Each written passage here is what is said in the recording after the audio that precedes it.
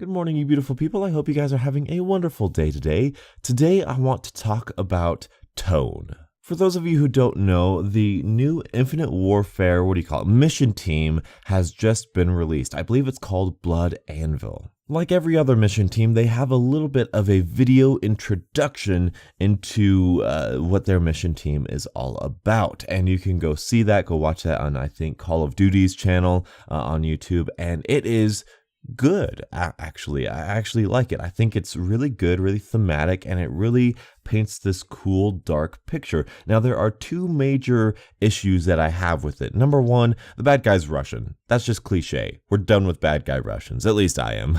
But anyway, that's a small little nitpick. Second of all, the theme of it is so dark and heavy and serious, which is fantastic.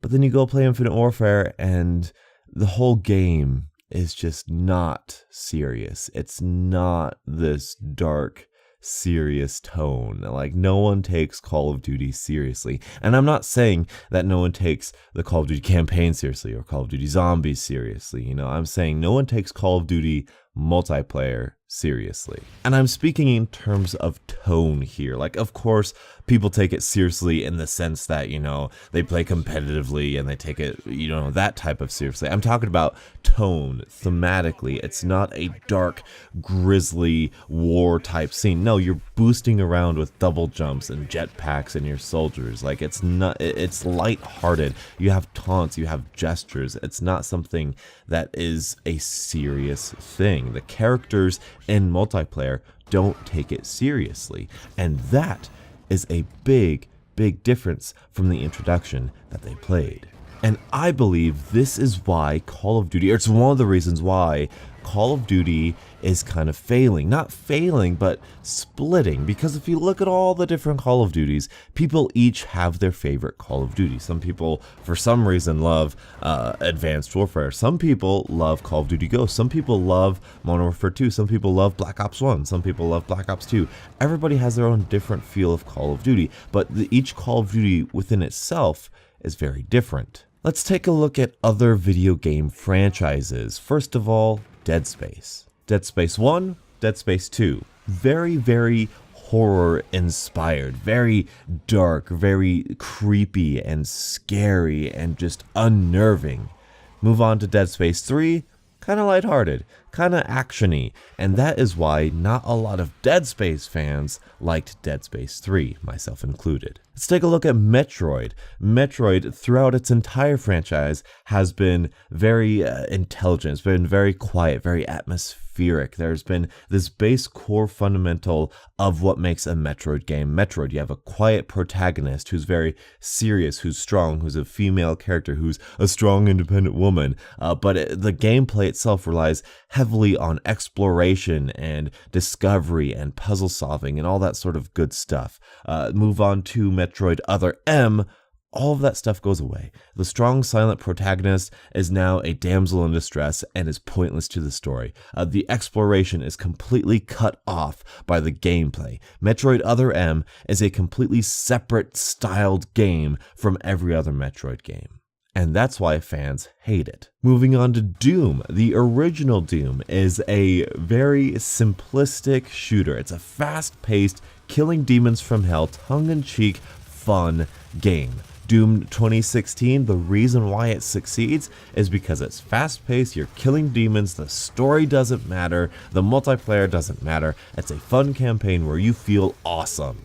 It's consistent with what Doom originally was, and that's what makes it successful today. Moving on to Call of Duty, we have the first three Call of Duties, which are World War II shooters, and we mix it up. We go to a modern shooter, go back to a World War II shooter, move back to a modern shooter, then go to a Vietnam era shooter, move back to a modern shooter, then a futuristic shooter, then a post-apocalyptic shooter, then another future shooter. Then we have a futuristic advanced shooter with jetpacks and exoskeletons. And then we go to a robotic, synthetic world, human type future, and now we're in a space shooter. Call of Duty has no idea what it is. Is it serious? Is it not serious? The multiplayer, is it serious or not? Because in the beginning, it was an arcade shooter. It's an arcade and its theme, but it was still very grounded in reality. These were battles, these were matches. Now we have more so an arcade gameplay style shooter. The theme behind all of the shooters, the taunts, the gestures, specifically in Black Ops 3 and Advanced Warfare, the weird customization. Look at the customization in Ghost. It's pretty tame. It's very military. It's very kind of bland in some people's eyes. The wildest, wackiest thing in Call of Duty Ghost is a rainbow armor and a unicorn gun camo. That is the weirdest it gets. And then we just springboard off that to Advanced Warfare with gingerbread men and unicorns and just totally weird stuff like alien stuff. It's weird, and the theme is just completely lost from game to game.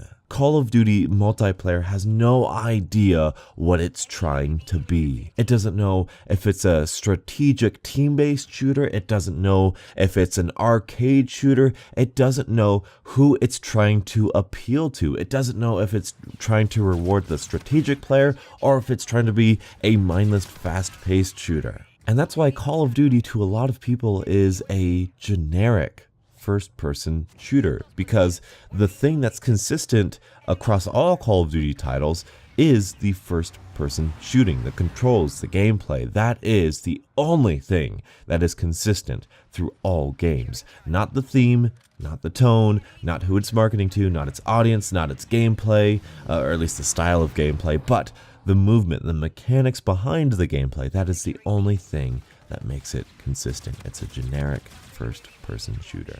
The best thing Call of Duty can do now is learn from other major franchises. Resident Evil tried to be something different than what it was. Resident Evil 7 went back to its roots, to what it is, and people loved it. Doom tried to be a horror game when it was supposed to be a mindless action game. Doom 2016 now returns to the mindless action, and people love it.